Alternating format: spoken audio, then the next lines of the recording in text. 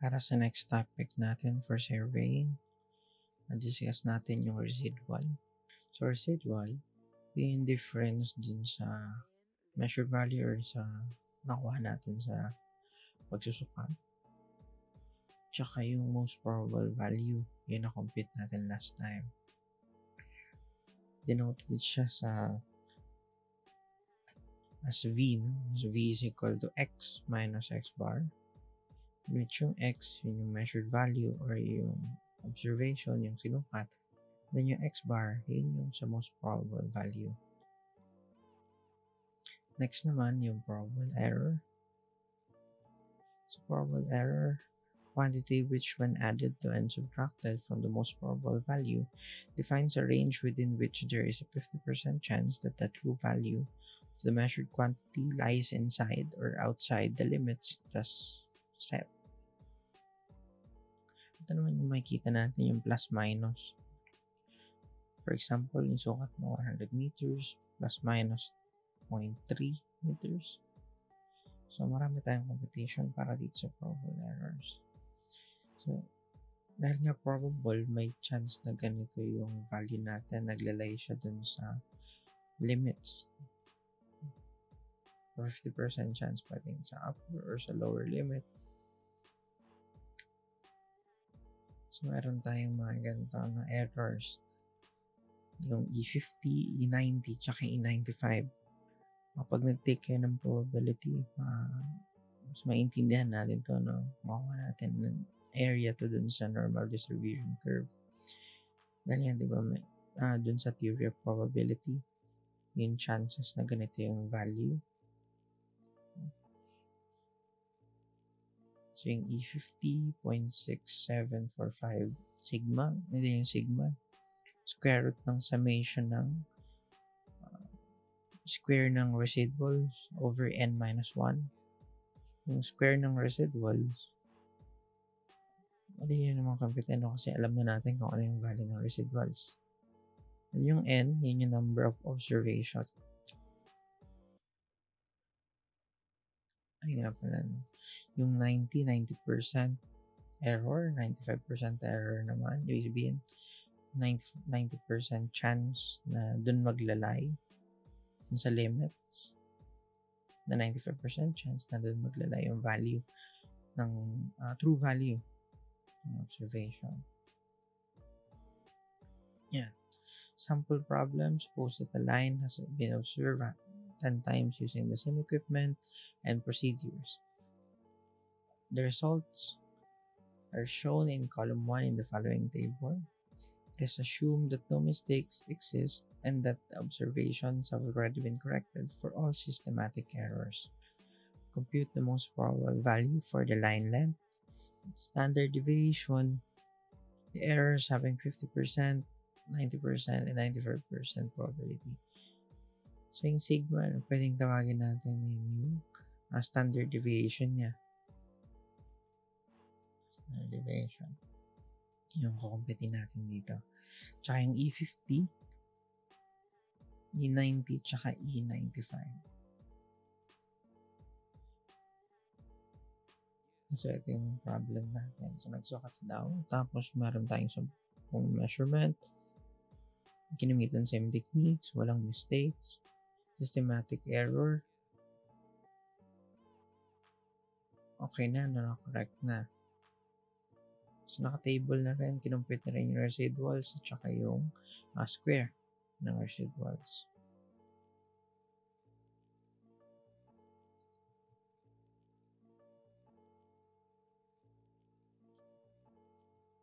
So, compute-inin natin. So, yung unang hinahanap, yung most probable value. Tapos, yung standard deviation. Tapos yung E50, E90, tsaka E95. So, para sa una, yung most probable value, denote na lang natin ng letter M or M bar. M bar.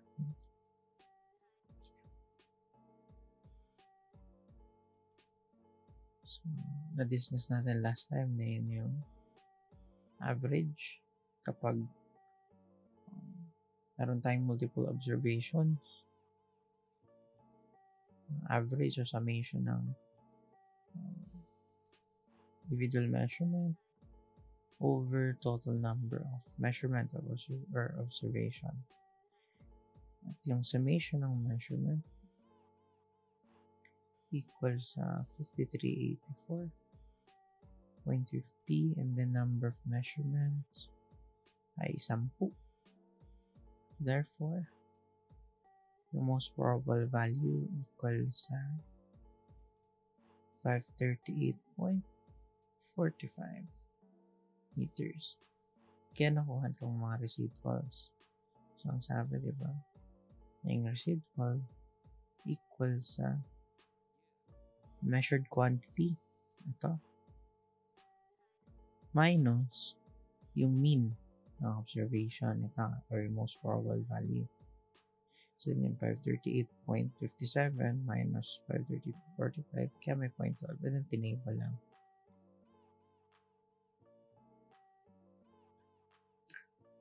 Yan. Tapos, next naman yung standard deviation. Yeah. Equals sa square root ng summation ng square ng residuals minus over n minus 1.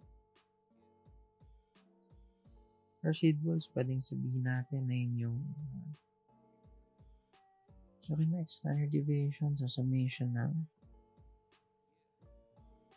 summation ng b squared. So, ito yan.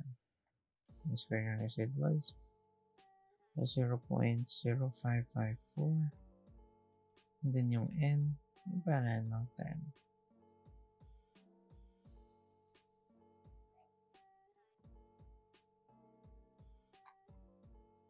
So, 0.0554.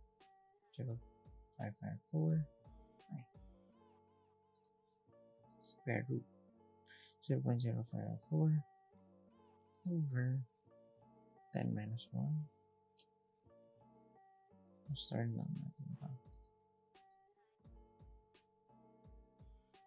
So 0.075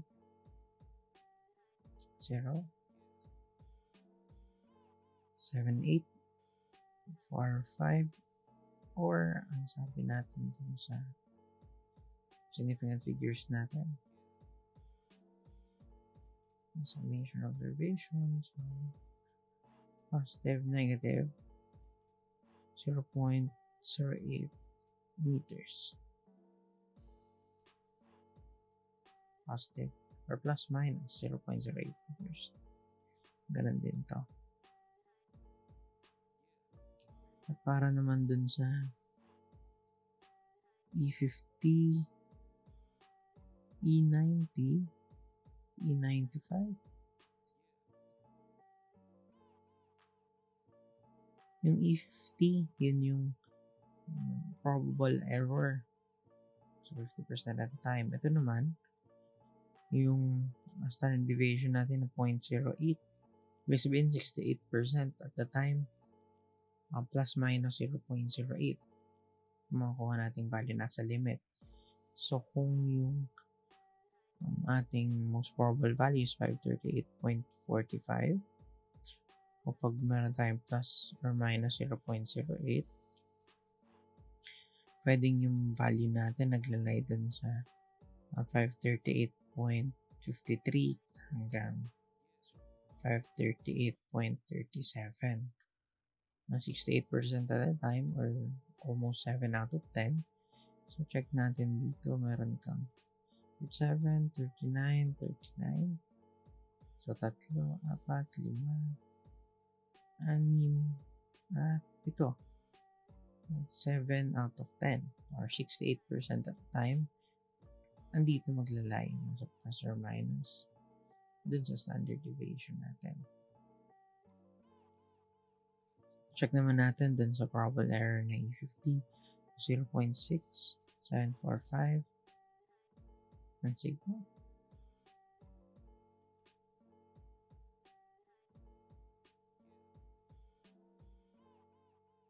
Tapos 1.6449 sigma. And then 1.9599. Then yung standard deviation. So, compute ulit natin. So, nakastore tayo yung gagamitin natin. 0.6745 sigma. And then 1.6/9. And then sigma is 1.9599 sigma. So, nilalagyan natin ng colon para i-display niya na lang tuloy-tuloy yung computation. Call natin. So, yung una 0. So, plus minus 0.05 meters. And then plus minus 0.13 meters.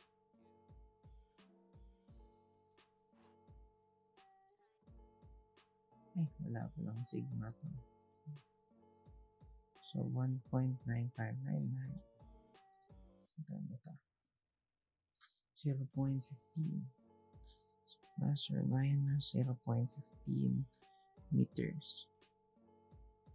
So, 50% at a time, pwedeng sabihin natin na 538.4 hanggang 538.5. Tapos, 90% at a time, 538.8, 8.32 hanggang 538.58. 0.58. Tapos, 538.3 hanggang 538.6. Ito, 30. And so, kung check natin dito, 50% at a time, meron tayong 50.5, 1, 2, 3, ilan yan? 0.4 hanggang 0.5, 4, 5, 6, almost 50% of the time.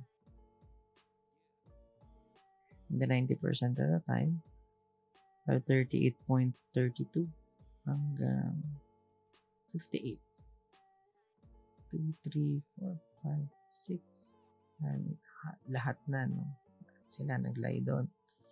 0.3 hanggang 0.6.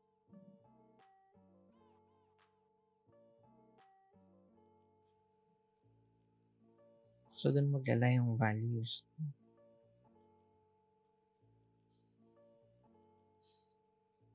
Okay, so next problem. So, the following values were determined in a series of tape measurements of a line 1052, 1053, 1000.41, 1000.54, 1000.35, 1000.50 meters. Determine the following. So, kunin natin yung most probable value of the measured length, probable error, tsaka probable error of the mean, tapos yung final expression for the most probable length, tsaka yung relative precision of the instrument.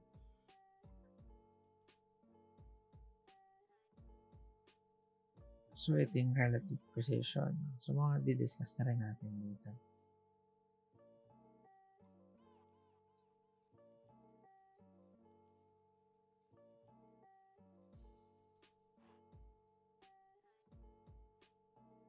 Ayan, nandiyan po yung computation natin kanina.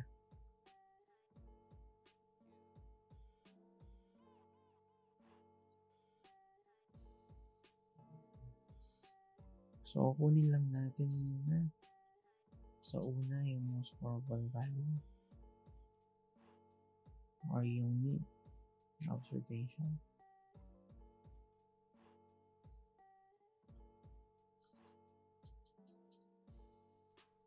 So, summation over number of observation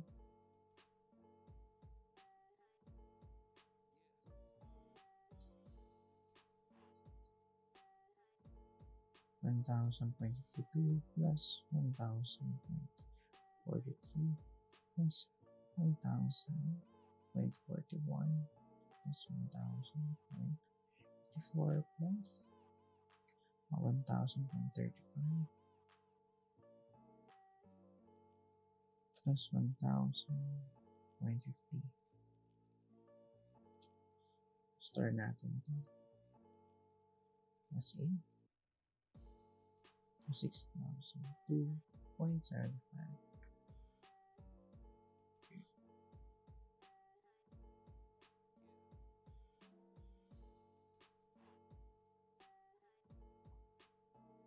Number of observations 2, 3, 4, 5, 6. So therefore, most probable value is equal to, store naman natin ito as B.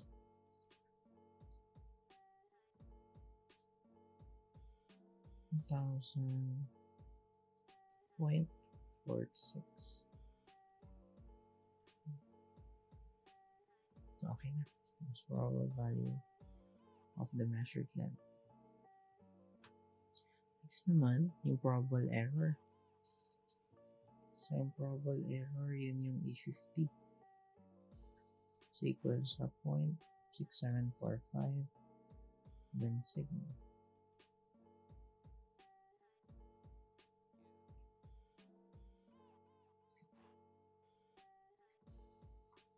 And then yung sigma, so square root ng summation ng square ng residual over n minus 1. So check natin. Table ulit natin kagaya kanina. 1,000.52, 1,000.43, 1,000.41, 1,000.54, 1,000.35,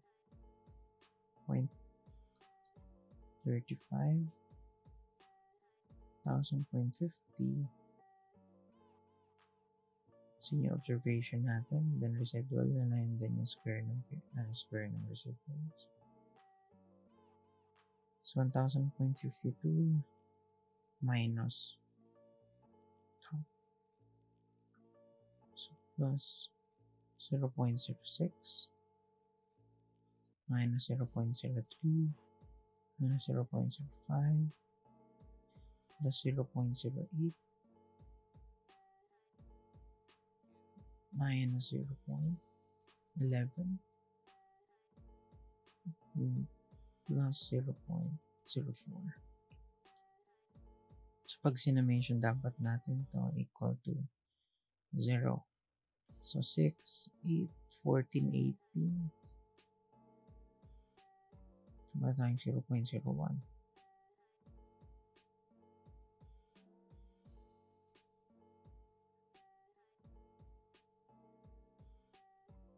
Check ulit natin. 52, 43, 41, 54, 35, at 50. So 6, 3, 5, 8, 11, and then 4. 6, 8, 4, so 18, 11, 5, 3, is 19. Dahil yung sa computation natin, may sobra tayong point. So 8, 3, 3, 3, 3.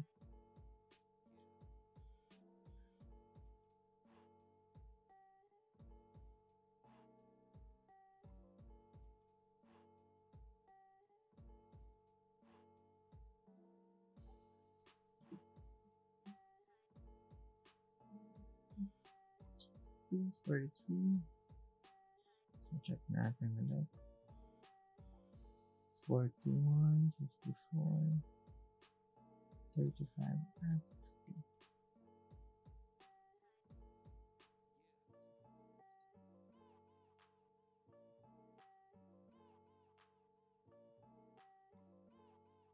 And then 6.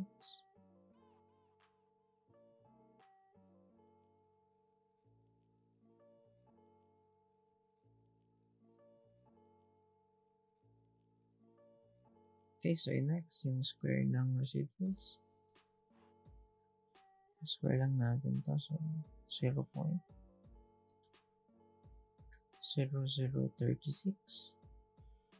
0.0009, 0.0025, 0.0064, 0.0121, 0.0016. Then yung sum nila, 0.0036, 0.0009, 0.0025, 0.0064, 0.0121, 0.0016. Natin sa 0.0271. Store natin.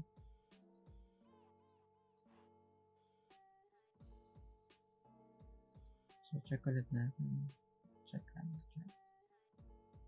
Tayo ng mode. Stack.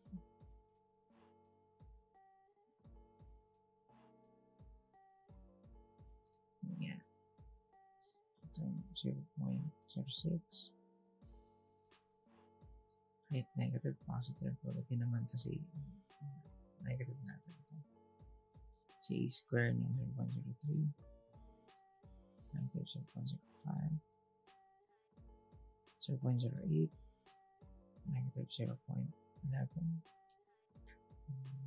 0.04. So, hunin natin summation. X. Ito yan, no?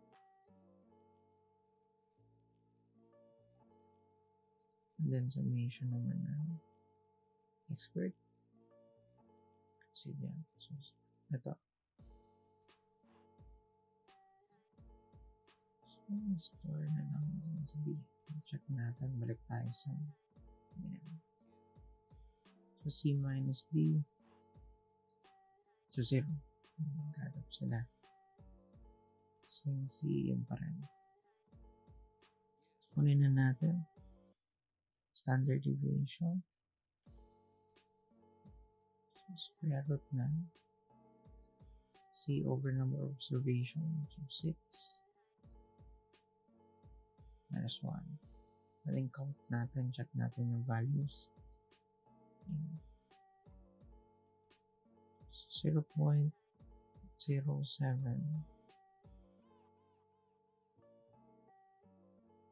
36.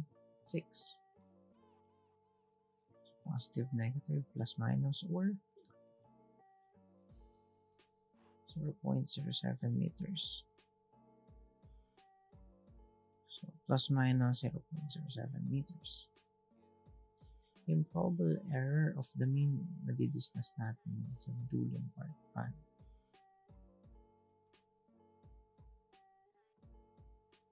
So, final expression for the most probable length. So, yung most probable value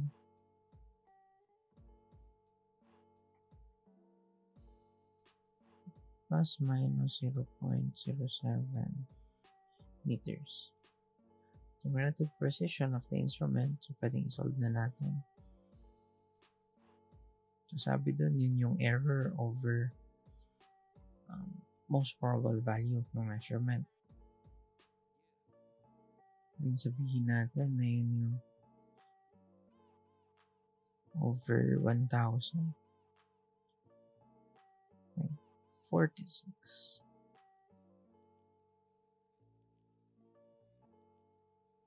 Start natin ito sa E. Hindi natin. Ito yun.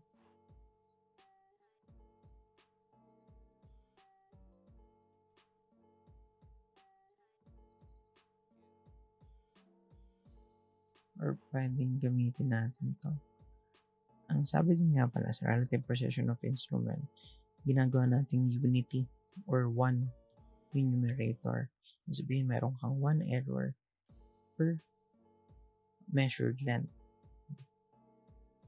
Pwedeng 1 meter every 1,000 meters. So, yun yung relative precision. Kaya pwedeng gawin natin para mas madali. So, 1 over, para maging 1 to, dinivide lang natin yung numerator. So, 0.07 or dun sa error. Divide na lang din natin to doon. 1,000. Or yung B over E. So, out natin. Yun.